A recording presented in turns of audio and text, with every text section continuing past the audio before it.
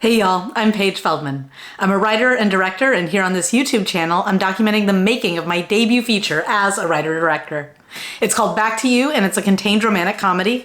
And I am almost done with and this is where I'm keeping my draft, my latest revision, which is going to be, I think, like the third to last before I do a really big thing. But not going to tell you about that just yet because I'm not finished with this revision yet. And the reason for that is that I went to a wedding this weekend. I went an out-of-town wedding for a friend, actually a very close college friend of my husband's. And so while I was there, I was introducing myself a lot to a lot of his friends from college who I'd never met before, and also to friends of the groom's who I just had never met before. And one thing that is really difficult for all writers and creatives is the question, what do you do? Which is what you're always asked at these kinds of events. And for the most part, my answer has been, oh, I'm a writer, I'm a filmmaker, but I also, like, my day job is doing database management because that's how I make money. Except this wedding, for the first time ever in my life, I decided to just stop at filmmaker. And people ask me what I do, and I say, I'm a filmmaker. And I did this because I believe that I earned it. Number one, my film Wing Dad, the feature that I wrote, is on Prime, which is really cool. And number two is that I'm currently working on a feature for a production company that they've hired me to write, my second job. So I feel like having two jobs as a screenwriter means that I am actually a screenwriter. And I am a filmmaker because I'm obviously revising the script that I'm planning on directing myself. And I've made a short form series in Terabang that's streaming on Sika TV. And while my audio series, How to Fall in Love the Hard Way, isn't a film, it still falls into that category, and it's released on all podcast platforms. So I have a fairly impressive resume, I guess. I don't feel like it's super impressive because there's so many things that I would have rather been able to say that I do. But I mean, if I talk about Interrobang, I say, oh yeah, it premiered at the Seattle International Film Festival and it played to a sold out crowd at the Chinese Theater for Dances with Films. And it's nominated for Best Comedic Series for Minnesota Web Fest. I mean, these are all things that are true, and it sounds really impressive to me. It's just like, yeah, I did that, whatever. It's accomplishments, it's work that I've done, and there's proof that I am a filmmaker. So I introduced myself at this wedding for the first time as just a filmmaker. I didn't even mention my day job until and unless someone asked me, oh, you can do that full time. And then I'd say, I'm working towards it, but in the meantime, I have a day job where I do database management, but that's just for the money. That's not the thing that I do. And this video is not just me bragging about how, oh, I finally feel like I can introduce myself as a filmmaker, aren't I special? No, I am happy about that, but that's not why I'm talking about this on YouTube.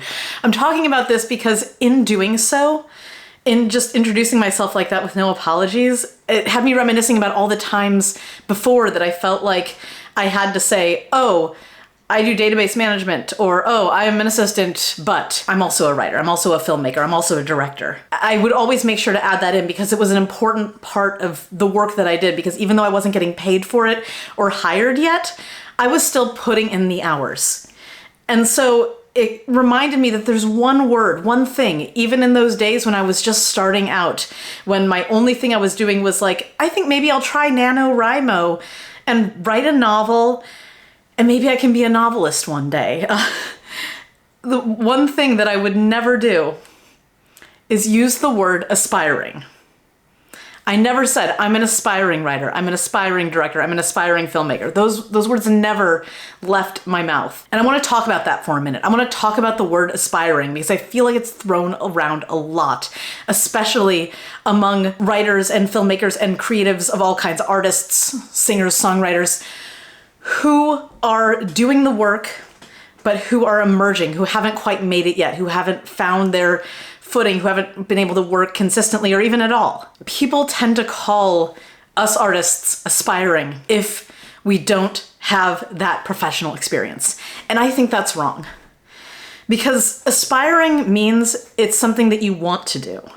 It's something that you would love to be a part of. If you are sitting around at home and thinking, oh my gosh, it would be so great to be a filmmaker, and then you don't, and you just like go on, like, you know, you go through TikTok or Twitter, or no one goes on Twitter anymore, or Instagram, or search on YouTube, and then maybe you like go through a coloring book or do some reading. Like, it sounds like you're having a great relaxing afternoon, but none of that is filmmaking.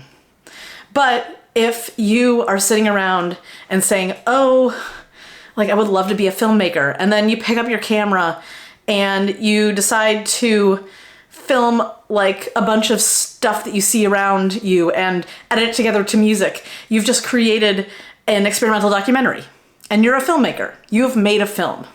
It doesn't matter that you're the only one that worked on it, that you may be the only one that has seen it, that nobody asked you to do it, that no one gave you money for it. You made a film. Therefore, you're a filmmaker. And that's kind of how I always saw it with writing, because writing has been my entry point into making movies and telling stories. I've been writing since I was 6 years old. The first story I wrote was a ghost story where there was a happy ending, because even at 6, I didn't want anybody to feel pain or suffer. See last week's video about being mean to your characters. The ghosts ended up wanting to have a party with the people in the house and everyone was happy about it. So I've been writing since I was 6. I got my first rejection letter from multiple poetry magazines when I was 8 for a poem that I wrote about a type of tree in the Amazon that houses a bunch of different animals. And I've been writing stories, poems, songs, novels, screenplays, short films, ever since. Even though it took me until 2020 to get hired to do any of this, I mean, I did have some like food writing experience. I was never aspiring. I was always doing. And so I've always been a writer.